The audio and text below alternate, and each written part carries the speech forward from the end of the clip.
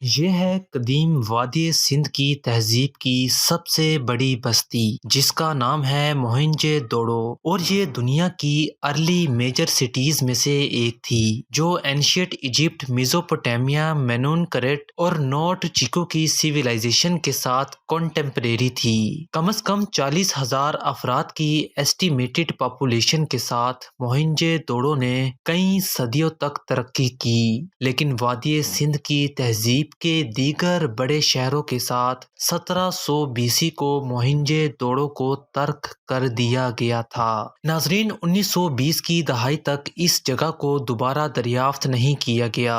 اس کے بعد سے شہر کے مقام پر امپورٹنٹ ایکسکیویشن کی گئی ہے، جسے 1980 میں یونیسکو کے ورلڈ کلچرل ہیریٹیج کی جگہ کا نام دیا گیا تھا۔ یہ ساؤتھ ایشیا میں اسی طرح نومینیٹ ہونے والی پہلی جگہ ہے، لیکن ناظرین اس جگہ کو فی الحال کٹاؤ اور نامناسب بحالی سے خطرہ ہے۔ موہنجے دوڑو 26 سینچری BC میں تعمیر کیا گیا تھا۔ یہ قدیم وادی سندھ کی تہذیب کے سب سے بڑے شہروں میں سے ایک تھا، جسے موہنجے دوڑو کے ساتھ ساتھ ہڑپا کی تہذیب کے نام سے بھی جانا جاتا ہے، جس نے پری ہسٹورک سندھ کی ثقافت سے 3000 BC اپنے رائز پر سندھ کی تہذیب کا زیادہ تر حصہ جو اب پاکستان اور نارتھ انڈیا کا ہے۔ موہنجے دوڑو میں ایک منصوبہ ایسا ہے جو کہ کلوزڈ سیٹنگ ہے، مطلب کہ کوئی ترتیب نہیں ہے، جس میں ریکٹی لینئر بلڈنگز گرڈ پلان پر ترتیب دی گئی ہیں۔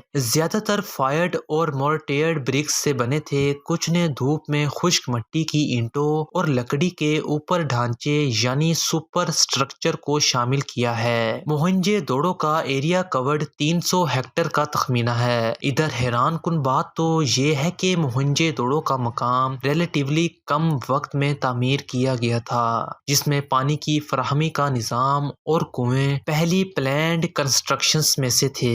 ناظرین، اب تک کی گئی کھدائیوں کے ساتھ موہنجے دوڑو میں ڈرینج اور باتھنگ سسٹمز کے ساتھ ساتھ 700 سے زیادہ کنویں موجود ہیں۔ اس وقت کی دوسری تہذیبوں جیسے مصر یا میزوپوٹیمیا کے مقابلے میں یہ تعداد غیر سنی جاتی ہے، اور کنووں کی مقدار ہر 3 گھروں کے لیے ایک کنویں کے طور پر نقل ہوتی ہے۔ کنووں کی بڑی تعداد کی وجہ سے یہ خیال کیا جاتا ہے کہ یہاں کے انہیبیٹنٹس صرف سالانہ بارشوں پر انحصار کرتے تھے۔ ساتھ ہی ساتھ دریائے سندھ کا راستہ بھی موہنجے دوڑو کے قریب ہی رہتا ہے۔ اس کے ساتھ ساتھ کنویں شہر آنے کی صورت میں طویل عرصے تک پانی فراہم کرتے تھے۔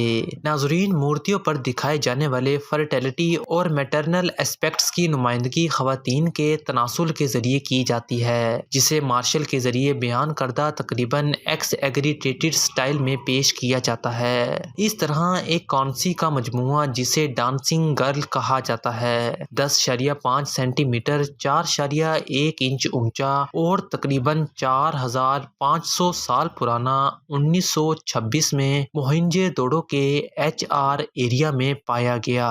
یہ اب نیشنل میوزیم نئی دہلی میں ہے۔ 1973 میں برطانوی ماہر آثار قدیمہ مورٹیمر وہیلر نے اس آئٹم کو اپنا پسندیدہ اسٹیچو قرار دیا۔